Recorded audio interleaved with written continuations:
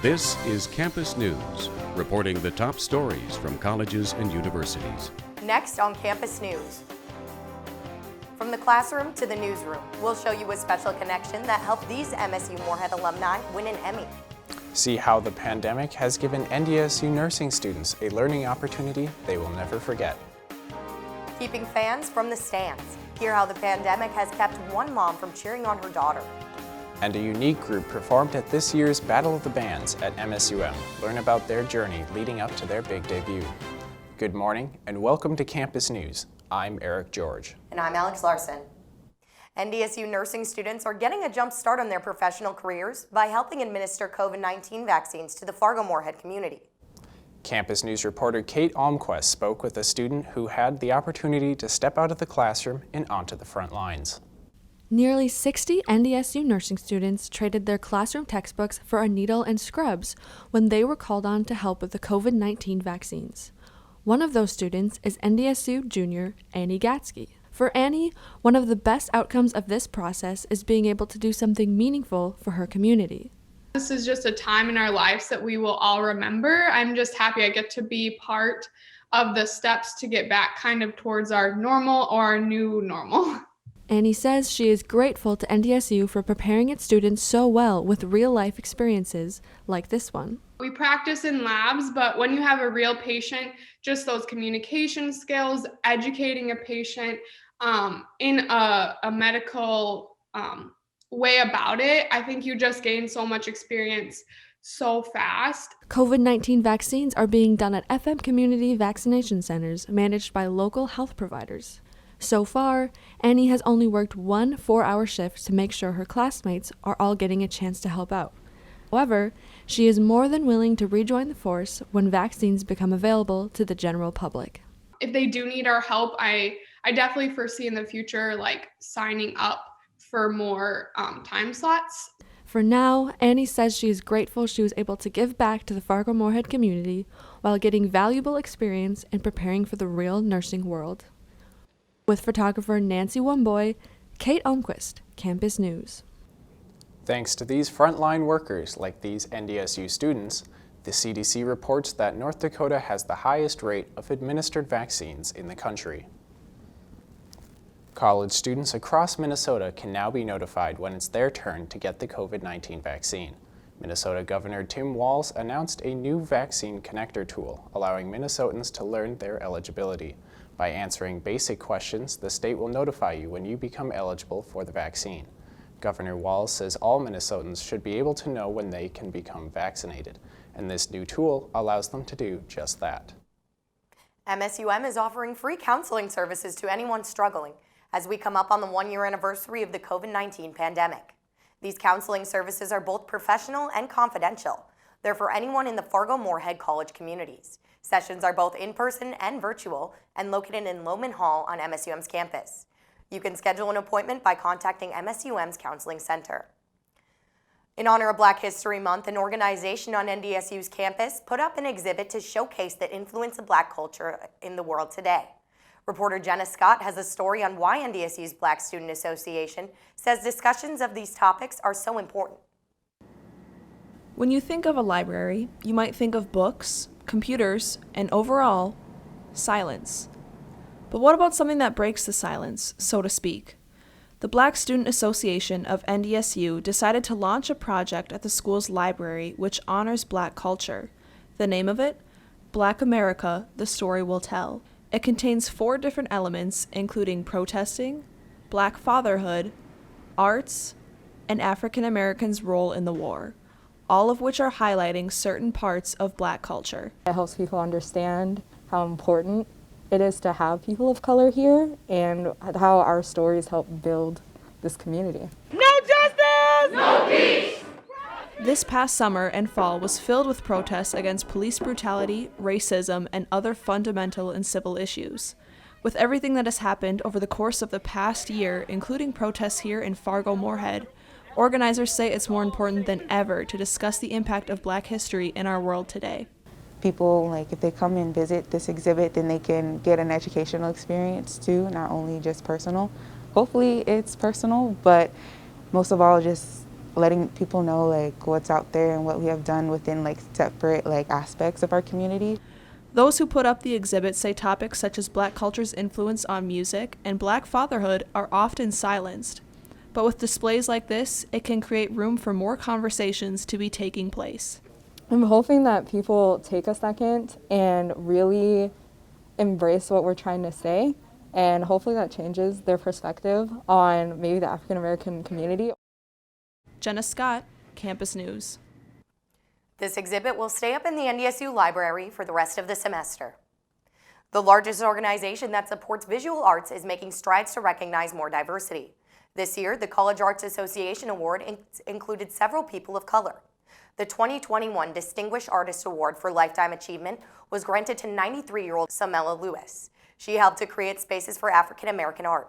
The coveted award celebrates an artist who has demonstrated particular commitment to their work throughout a long career with national and international impact, according to the College Art Association. Several MSUM alumni are being recognized for their news coverage of the Fargo Riots that happened this summer. And even though the award recipients graduated from MSUM several years ago, there's a reason why they keep coming back. Reporter Marissa Shyok spoke with them to find out exactly what that reason is. The march that was at one point peaceful, that turned into a protest, and now it has become this, police versus protesters with Following the death of George Floyd in Minneapolis this summer, tension began to grow and protests happened all over the country. People like Dana Mock, who grew up in Fargo, never could have imagined it would happen here. Got a nickel for every time we said, I can't believe this is Fargo. Yeah. We'd be retired by now. Mock and co-worker Kirsten Keeley were at the anchor desk the night of the riot, which is where you can find them weekly during the evening news. But it wasn't long ago that they were behind school desks at MSUM. Keeley and Mock, both MSUM alumni, are now adjunct professors who teach undergrad journalism classes. But I try to tell my students that I was sitting in the same chairs, learning the same great writing instruction 20-some years ago that I'm teaching today. And it turns out that the connection to MSUM doesn't end there. It's kind of a very unique situation to where your former mentors of your college years become your teammates. Let's go back to WDAY News reporter Nick Broadway for an update. Nick? Nick Broadway is a former student of Keeley's who currently works alongside her at WDAY. And he is one of the journalists also being recognized for his coverage of the riots. There is tear gas being fired. Now, you don't get called in on your day off and get tear gassed and then not get an Emmy, I guess. So being tear gassed at the riot isn't the only thing that Broadway has in common with coworker Tanner Robinson. They both still get schooled on the job. Glad I can still work with them and they still teach me things every day. So it's like I never left the classroom, honestly. Keeley says that winning the Emmy alongside her former students is the most satisfying part of the experience. Marissa Shyok, Campus News. You can watch the full riot coverage on WDAY's website. Student leaders across North Dakota are banding together to show support for easier access to voting. Even though election season has passed, many students remember the past 3 elections. House Bill 1447 would allow students to use their student IDs as replacements to their driver's license. President of the North Dakota Student Association, Gracie Leon, says it would only affect students who are living in North Dakota. She believes the bill will bring more student participation to the voting booth as well. It's really hard for me to signify the impact. I think that any change is worth it if it gets one more student to vote. Nearly 44,000 college students are enrolled in North Dakota colleges. The bill will affect a large majority of them. NDSU Staff Senate is asking its campus community to submit nominations for this year's Staff Recognitions Awards. These awards recognize staff members' outstanding achievements, services, and contributions to those on campus. They will give individual awards of $250, as well as team and committee awards of $600. Nominations are due March 5th, and winners are announced June 2nd. College students are used to spending a lot of money on school supplies. However, Minnesota State Community and Technical College is working on implementing a 2-year program that would not require the purchase of any textbooks. Reporter Mike McGurran went to M-State to learn about this program. Although the auto and dental labs are bustling with activity, most students take their courses from home, leaving the halls of M-State mostly empty. However, administrators and professors are hard at work on a new program that seeks to remove textbooks and their costs from the college experience. These textbook-free programs are called Z degrees, and Dr. John Maduco, M-State's Vice President of Academic and Student Affairs, thinks that they could be a game changer for reducing the overall costs that come with attending college. So we recognize that access to an institution is not simply walking through the doors. It's the ability to afford your education, afford the text, the resources, and other supplemental materials needed to succeed in the class. While the program will be available to anyone enrolled at M-State, Dr. Maduco points out that it will likely be most appealing to non-traditional college students. You know, we have a sizable percentage of our student body that falls into that category, adult learners or non-traditional learners. They're working parents, they're working adults, they have careers, they have life responsibilities, right? So every penny counts. Marcus Locker, an M-State business instructor who submitted the grant for the Z degree program, notes that using available resources in the public domain in lieu of textbooks has already saved students a lot of money. In 2017, it was $750,000 that we saved students across the state. This is just the 2-year students, and last year was $1.25 million.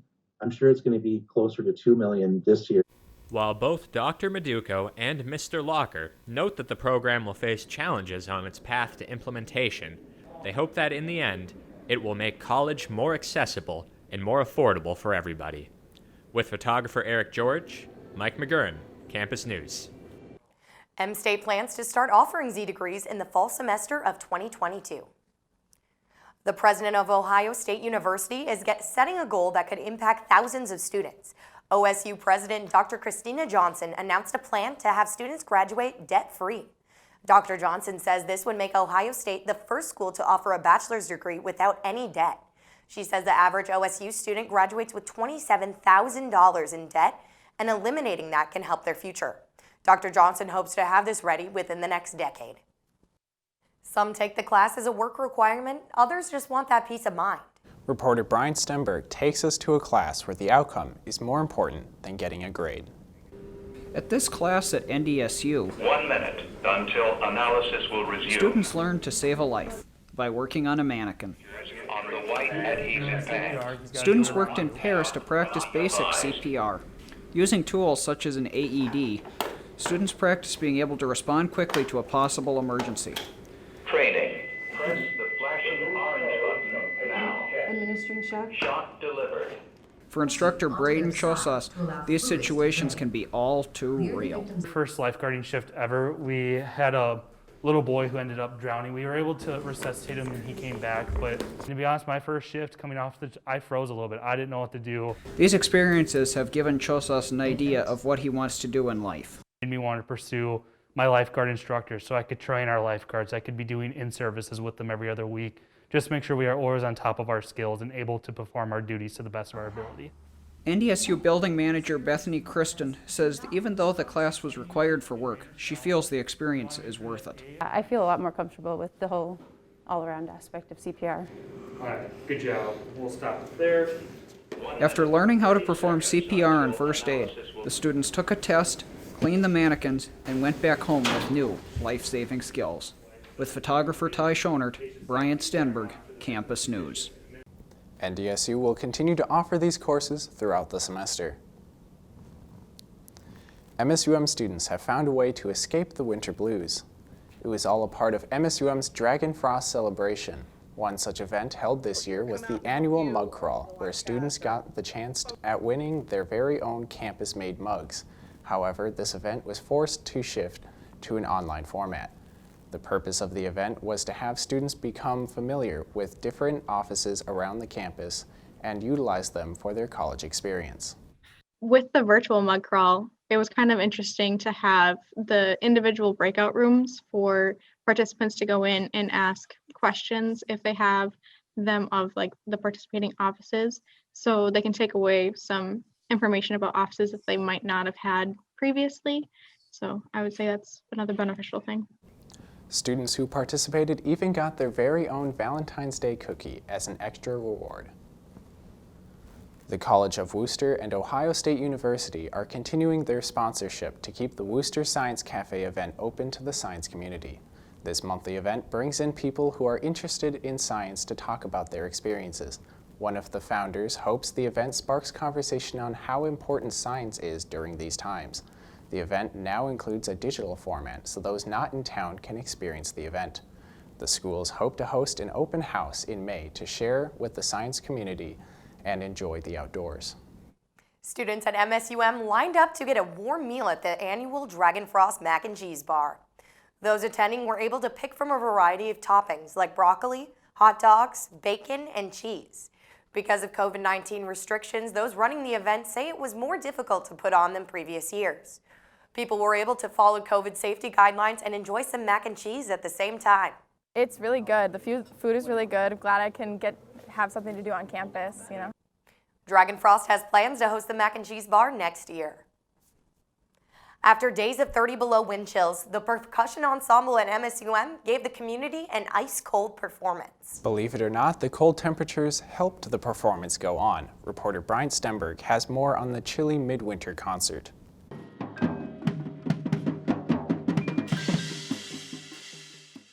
While working to stay warm, the percussionists at Minnesota State University Moorhead beat some drums and hit some ice in the middle of campus.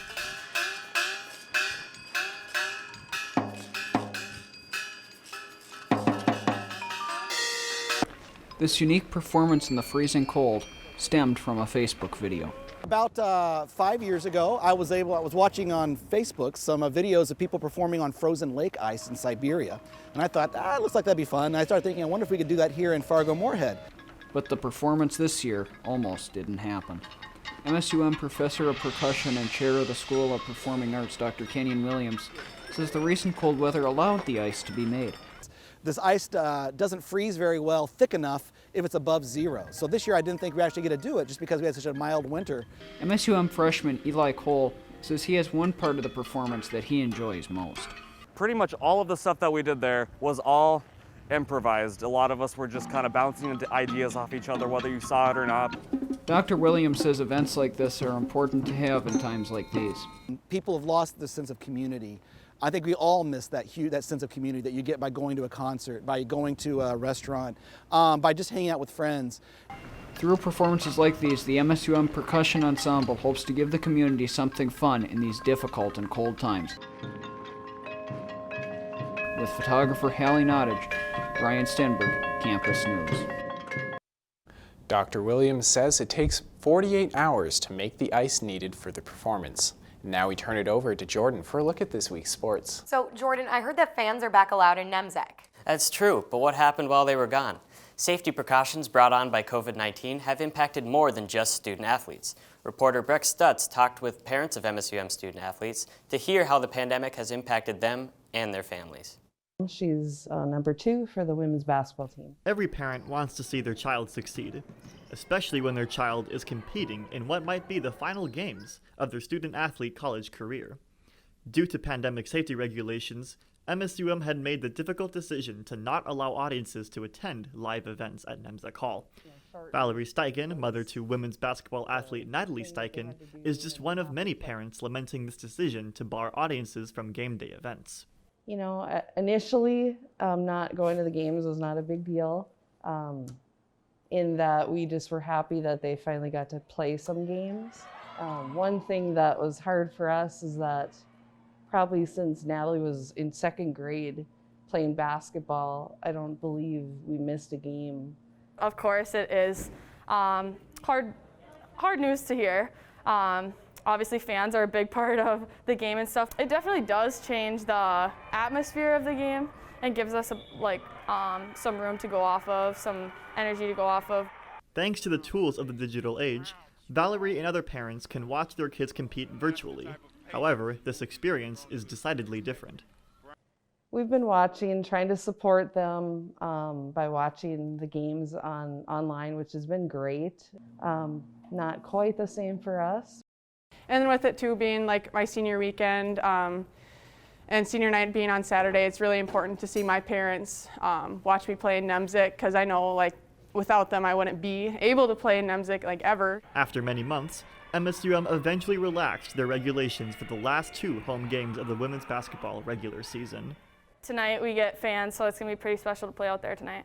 As the basketball season comes to a close, it was a relief to many that parents and fans were able to witness the last games of the season, and for some athletes, the last games of their college career. With photographer Jeb Dunnick, Breck Stutz, Campus News Sports. Although spectators were allowed at the last MSUM home game, the NSIC conference tournament will not allow fans this weekend. A follow-up to a 2020 national survey suggests mental health issues facing student athletes has gotten worse during the pandemic. While some mental health issues declined from the previous study's findings, there are also a few new issues. The new survey reports increased symptoms of anxiety, mental exhaustion, and depression among student athletes. The athletes surveyed noted academic performance, financial worries, and COVID-19 as some of the top factors affecting their mental health. The survey was taken by over 25,000 student athletes in all athletic divisions. Despite the negative impact of the pandemic this season, MSUM track and field has continued to prosper. The MSUM track and field team is already off to a successful start this season, with 4 athletes picking up NCAA provisional marks. Rachel Schumacher, who picked up a provisional mark in the high jump, is enthusiastic about her achievement, but that only gets her on the list to compete. Provisionally qualifying is like really awesome. It makes me feel good. It makes me like feel great for the team, but also like definitely there's still a lot of work to be done. This is just the beginning for these MSUM qualifying athletes. With changes to how sports are being played in the pandemic, the coverage of sporting events has also changed. Reporter Joe Keller takes a look at MSUM's GoTeam to see how they are making adjustments to continue bringing the games to fans. On the Minnesota State University Moorhead campus, the GoTeam is responsible for covering the school athletic events. An added responsibility this year is the safety precautions the team must follow. Just coming into the building is different. Showing your green screen, making sure you're on the list. There's no show up and learn something. You know, if you have a free, you have to be on the list to get in. These new safety restrictions have not come without their own set of challenges, the biggest being having to limit their time in the field house. Well, GoTeam's remote right now. That's the hard part. That is John Webking, the director for the GoTeam. The biggest adaptation for the GoTeam is being remote. And that bothers me a lot, to be honest, because that's my favorite part of my job. It's getting to know them and their majors and their aspirations and try to help them get there and guide them and just listen. And I haven't been able to do that.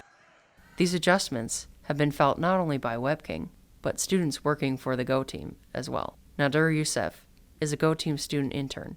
We basically built a bubble. For Youssef, the hardest change has been less interaction with other students on the GoTeam. I feel like everything you do, like if you're not getting your fixing of interaction with people, it's really kind of tough to stay motivated and stay positive. With a busy schedule coming up as sports return, the GoTeam is more than prepared. Being ready for anything and everything. To take the challenge head on. Because you just never know. With photographer Jordan Austin, I'm Joe Keller, Campus News Sports. The GoTeam is hoping to transition to more in-person work as campuses in the area begin to allow spectators. Fans were in the stands this weekend, but there's still social distancing and masks in place. Well, it's still nice to see fans back in the stands. Thank you, Jordan. The lights and stage were set up for a night filled with rival musicians competing. The annual Battle of the Bands at MSUM drew in many students, with one band standing out among the rest. My Single Romance was the only all-female band performing at the event. Reporter John Hayes takes us there to see this band's musical debut. The night of the Battle of Bands arrived, and the band My Single Romance was ready for their first show together. When it comes to most bands, there has always been a mystery how all these musical talents find each other. The band's drummer and vocalist Anna Jennings has the story on how they came together in a spontaneous way. We put together this group about 2 weeks ago. Our guitarist Kara and the other vocalist Anna. And we met our friend, our bassist Emma. A band's name is the first thing that someone notices when they are introduced to a crowd. For My Single Romance, they connected the name to the holiday known for the celebration of love. we did a random generator, and we had all sorts of things. We were like gonna do like rosebuds, we were gonna do like granny gang, like all sorts of crazy, fun little things, and we kept stumbling across My Single Romance. It's Valentine's weekend, we all did the hearts. We're like, My Single Romance, let's roll with it. My Single Romance had been waiting for their chance to perform. 3 bands later, they were out. While they did not have any original music, they still brought their new mix to songs. All sorts of covers. The 3 tunes we did tonight are all different styles.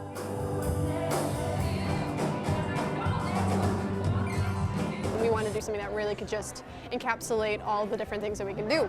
After they had finished the performance, it was up to the judges to decide which band of the night would be crowned the winner.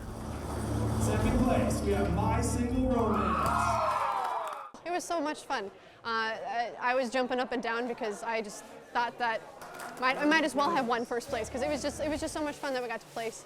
And yeah, it was just such an honor to play with those lovely ladies. So. While the night did not end the way the band wanted, they still say they plan on continuing to collaborate in the future, but say it might be limited because of COVID-19. John Hayes, Campus News. The band went home with a second place prize of $200. And that's it for this edition of Campus News. We leave you with some more music from My Single Romance. Thanks for joining us and have a great week.